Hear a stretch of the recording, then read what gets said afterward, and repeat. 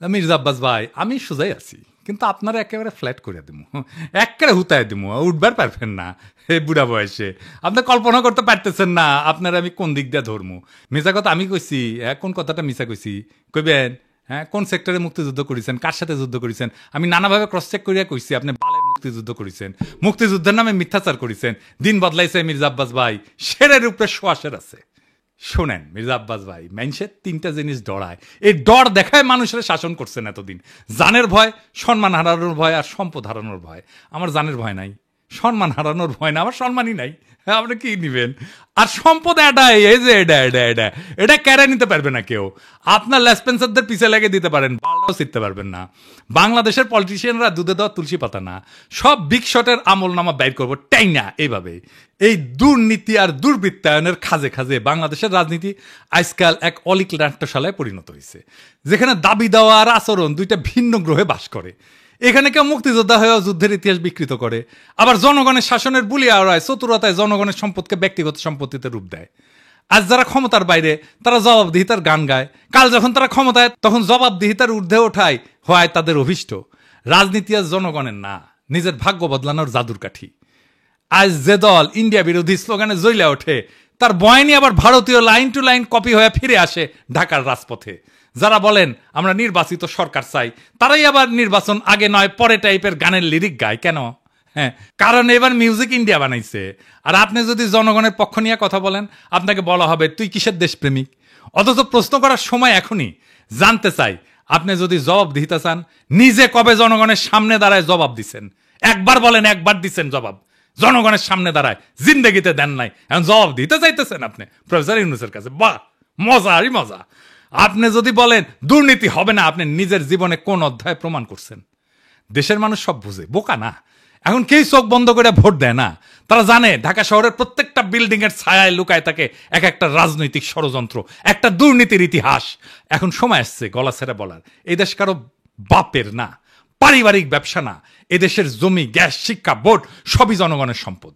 আর এই সম্পদের হিসাব চাই, জবাব চাই, বাম ডান না, ন্যায় অন্যায়ের মাপকাঠিতে।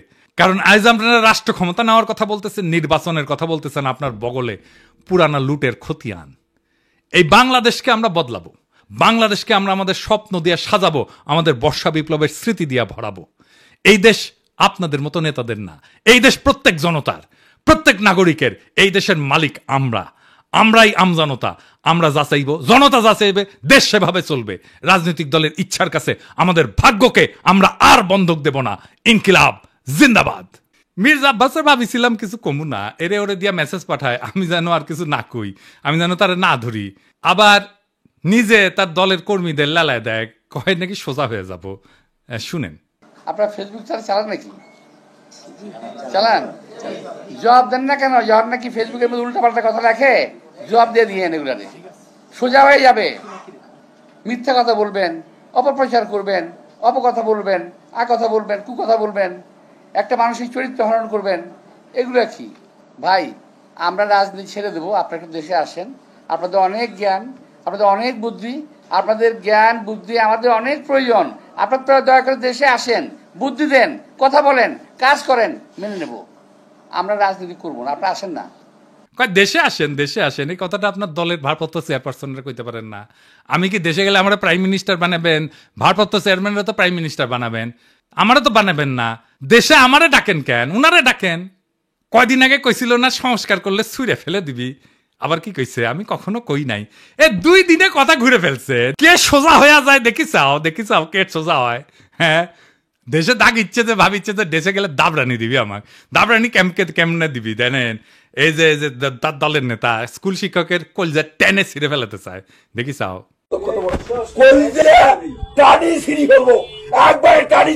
তোমার সেনো তুমি সেনো চলো, তোমার খারাপ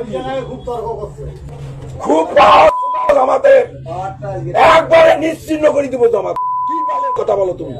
সেনো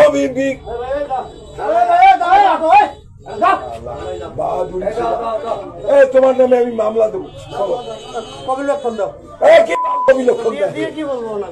কি বলবো? ও দাও, আমি থানা দেয়া, আমি ওখানে ইজাহার লিখবো, লিখি ওকে অ্যারেস্ট করে দিয়ে তারপরে আমি আসবো। কুড়িগ্রামে কি কয় ক্ষমতা না আসতে আসতেই এই শুরু করেছেন, ক্ষমতা গেলে কি করবেন এটা পাবলিক জানে। আপনাদের তো উন্নতি হইতেছে না, ক্রমাগত অবনতি হইতেছে। দুঃশাসন শুরু করলে আবার লড়াই শুরু করবো। দেশের মানুষকে তো আর অরক্ষিত রাখা যায় না।